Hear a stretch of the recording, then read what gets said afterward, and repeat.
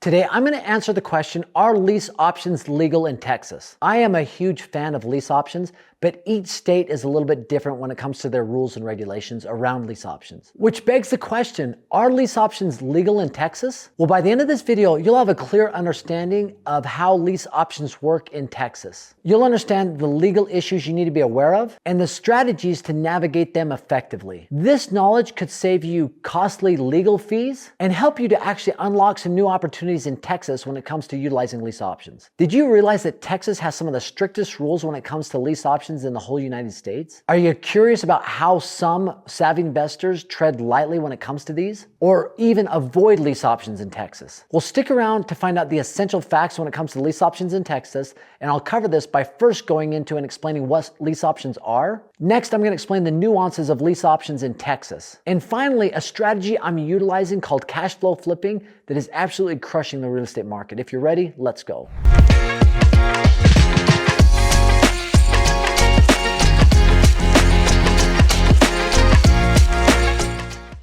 Essentially, a lease option is a rent-to-own contract that's a little bit longer agreement where somebody is agreeing to lease your home for a certain amount of time, and by the end of that period, when it's up, they're buying the home from you. So a rent-to-own strategy. And within a lease option, you have a couple of important components. You have the lease. This is essentially the rental agreement. How much are they paying you every single month? When are they paying you?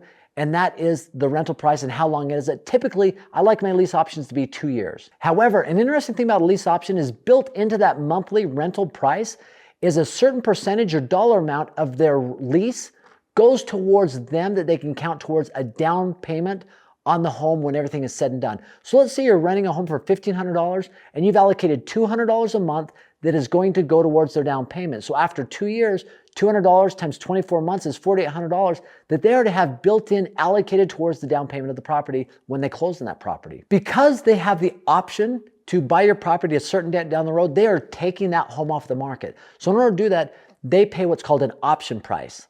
And it's usually anywhere between 2 to 7% of the purchase price of the home. So if you're looking to sell your home for $300,000 in a lease option 2 years down the road, 2% of that is obviously $6,000, 7% is $21,000. So anywhere between those numbers, it could obviously be less, it could obviously be more, depending on the negotiation, but an option price is also important. That gives them the right or option to purchase that property at that date down the road.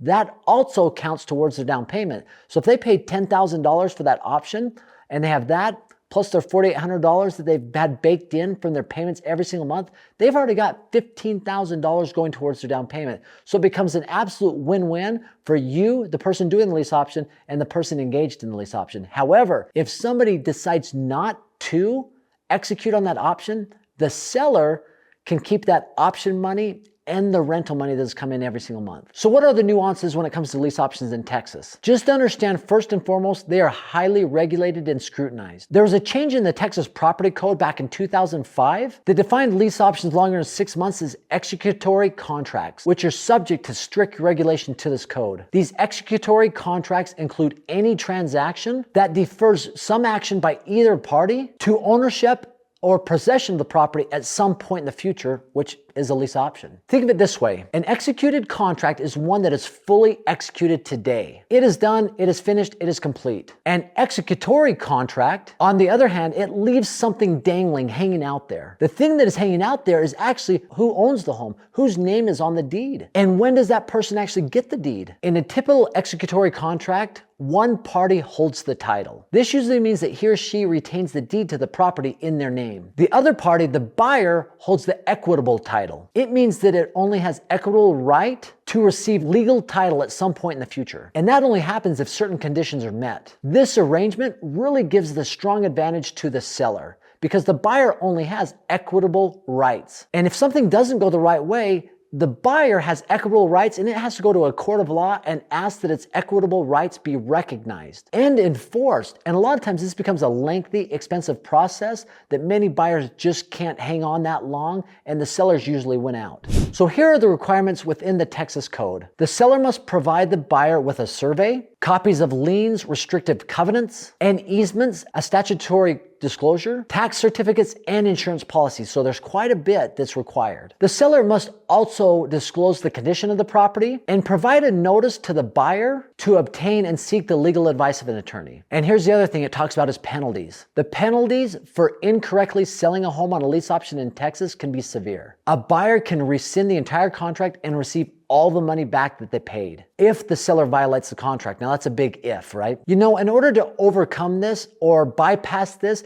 many sellers have started to call in Texas lease options something different. They've called them a deferred purchase or a rent to own. However, this does not work. The courts are able to look and see right through this. And most of the time, a judge is going to be very upset with the seller who they feel is taking advantage of a buyer in these situations and feel like they're trying to pull a fast one over on the buyer using clever language. And you just need to understand that most of the times, courts usually don't favor investors. Investors are often perceived as profiteers that are looking to make money, maybe upon a weak or the helpless. It doesn't matter how great your argument is, if it doesn't pass the smell test, chances are it's not going to win out. And I tell everybody this, as always, I would recommend counseling with a real estate attorney, especially somebody in Texas who has strategy and has maybe even fought this in court. Now, if you do everything right in a lease option, there is a strategy that is absolutely dominating. And I've been looking in the Midwest. I've even looked a little bit in Texas, but I've been a little bit hesitant because of these codes and regulations. But this strategy is called cash flow flipping. And I'll give you a brief example of what it is. Essentially, it's using a slow flip strategy where I'm looking to buy a home right now and flip it in 2 years. But instead of a slow flip, I'm doing a lease option where I get money every single month from that. But the key is I'm getting this property at a very low price. Now, once I have this property at a low price, I'm looking to sell it right away at a much higher price. I need that property to be about 30 to 40% less than what it's listed at. And then I'm selling it at list price as a lease option. So it pulls a lot of buyers out of the woodwork because it's a seller financing contract. And I'm giving them the option to buy the home at the listed price, but 2 years from now. And that gives the property a chance to appreciate and the buyer in a very good situation, which is exactly what I want. And I'm utilizing borrowed funds from a private investor. But here's the key, I'm only paying interest only on this property. Now, once I have that in place, let's just say they're charging me 12% on this money they borrowed to me, and I got the property for $50,000 that was listed at $70,000. 12% on $50,000 is $6,000 or $500 a month, and I am charging about $950 a month towards rent, but counting $100 of that towards the lease option. So 2 years from now, I've made all of the payments, interest-only payments, to the lender. I sell that property for $70,000. I bought it for $50,000. I take $70,000. I give $50,000 back to the private money, and I keep the rest. And I can do this over and over again with little to no money out of my pocket. Now, if this strategy sounds like something that could work well for you, it probably can, because I've seen it work in every market, every condition, whether the market's going up or down. It is an absolute fire way to be able to build wealth in real estate called cash flow flipping. I have gone and created a full-fledged video explaining to you exactly how to do this strategy, how I came up with this strategy, how I'm using elements of real estate like lease options to make this strategy work, and how I'm making a killing doing it. Just click on the full video right here to understand exactly how to do cash flow flipping. Thanks for stopping by. Have an amazing day.